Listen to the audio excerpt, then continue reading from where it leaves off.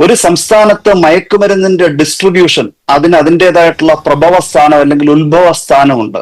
ഒരു സംസ്ഥാനത്തിന്റെ ടെറിട്ടറിയിലേക്ക് എവിടെ നിന്ന് മയക്കുമരുന്ന് ഉത്ഭവിക്കുന്നുവെന്ന് കണ്ടെത്താൻ അവിടുത്തെ ലോ എൻഫോഴ്സ്മെന്റ് ഏജൻസികൾക്ക് കഴിഞ്ഞില്ല എന്നുണ്ടെങ്കിൽ അത് സ്റ്റേറ്റിന്റെ പരാജയമാണ്.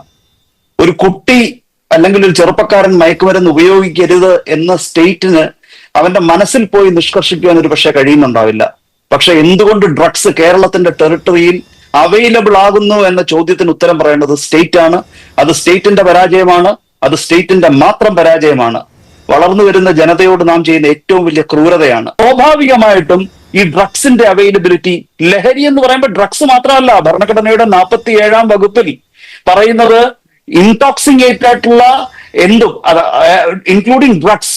അപ്പൊ അത്തരത്തിൽ മദ്യവും ഡ്രഗ്സും ഒക്കെ നിരോധിക്കുക, ഒരു തരത്തിലും അതിന്റെ അവൈലബിലിറ്റി പ്രൊമോട്ട് ചെയ്യാതിരിക്കുക എന്ന് പറയുന്നത് സ്റ്റേറ്റിന്റെ ഉത്തരവാദിത്വമാണ്. മദ്യത്തിന്റെ ഡിസ്ട്രിബ്യൂഷൻ കേരളത്തിൽ ലിബറലൈസ് ചെയ്തിട്ട് എത്ര വർഷങ്ങളായി? ഉമ്മൻചാണ്ടി സർക്കാർ എടുത്ത വളരെ പ്രോഗ്രസീവ് ആയിട്ടുള്ള ഒരു നയത്തിനെ അവർ റിവേഴ്സ് ചെയ്തു.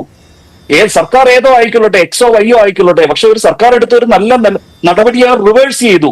മദ്യം ഇപ്പം വ്യാപകമായിട്ട് അവൈലബിൾ